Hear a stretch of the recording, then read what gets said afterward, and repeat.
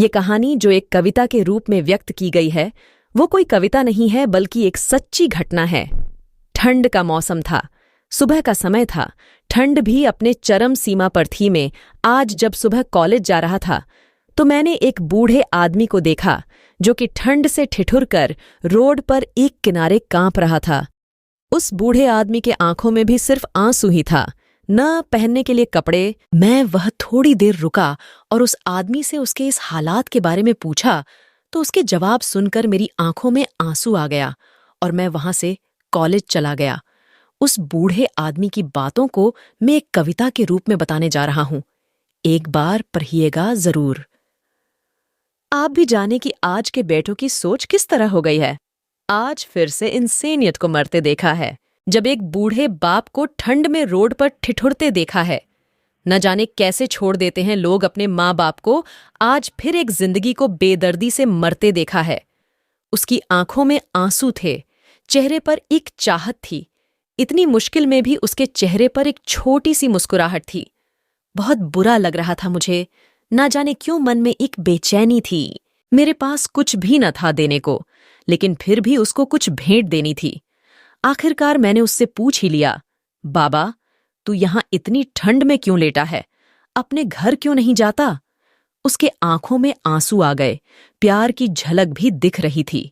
वह बोला, बेटा, तेरे जैसे ही मेरा भी एक बेटा है, जिसको मैंने पलकों पर बिठाया था।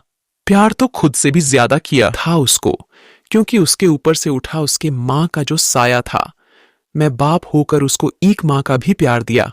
शायद कुछ इसी कारण से उसने मुझे आज घर से निकाल दिया। ना सोचा था मैंने कि कभी ऐसी भी घड़ी आएगी जो बेटी अपने माँ बाप से दूर आई है, आज वही मुझे घर से निकलवाएगी। मैंने बेटे को बहुत समझाया, अपने किए हर प्यार को बताया था, पर बेटे के मन में जैसे एक अंधकार सा छाया था। वो भी अपनी पत्नी की बातों में आकर अपने बाप पर जुल्म ढाया है। जिस बाप ने बेटे के लिए अपनी सारी खुशियां त्याग दी, आज वो जैसे हुआ कोई पराया है। बस इतनी से कहानी है मेरी, जो इस रोड पर पड़ा हूं मैं। जिस बेटे को हर एक सुख दिया, आज उसी की वजह से इस मोड़ पर खड़ा हूं मैं।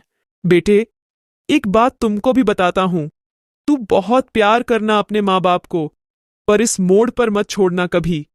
त्याग देते हैं माँ बाप अपनी सारी खुशियों को, जिससे बेटे को दुख ना हो कभी। मैंने भी बहुत प्यार किया था अपने बेटे को, पर आज कुछ इस कदर बहाया गया हूं। पर तू कभी ना छोड़ना अपने माँ बाप का साथ, आज जिस तरह से मैं ठुकराया गया हूं। इतना कहकर बूढ़ा व्यक्ति रोने लगा, अपने बचे हुए जीवन को रोकर ही खोने लगा। फिर मैं भी वहां से चला गया। उसका दर्द मुझको भी रुला गया। इतनी समझ तो नहीं है मुझ में, कई मैं समझाऊं, पर फिर भी एक बात कहना चाहता हूं हर बेटे को, मत छोड़ कभी उस माँ बाप को बेसहारा, जिसने तेरे लिए अपने हर सुख को खोया है। माँ बाप तो वो सूरज हैं जिसने खुद आग में जलकर तेरे जीवन के हर अंधकार को धोया है। हमें विश्वास है कि हमारे पाठक स्वरचित रचनाएं ही इस कॉलम के तहत प्रकाशित होने के लिए भेजते हैं। हमारे इस सम्मानित पाठक का भी दावा है कि यह रचना स्वरचित है।